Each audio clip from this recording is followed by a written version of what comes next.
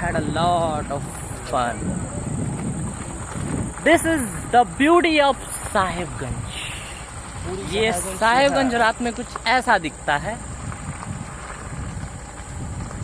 आपको कलकत्ता से कम नहीं लगेगा हमारा प्यारा साहेबगंज. मकानों गाड़ी का हेडलाइट जला के फोटो खींचेंगे. तो ये है हमारा साहेबगंज. आप एक बार जरूर आइए और मजा लीजिए. Wow, I would say just wow. Prabhu, have a look, have a look.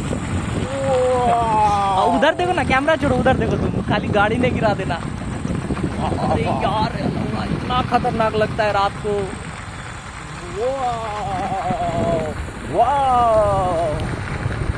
आपको बिजी मत कीजिए, गाड़ा में घुसने में 1 मिनट नहीं लगेगा.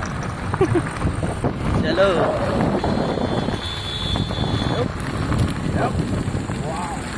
गाड़ी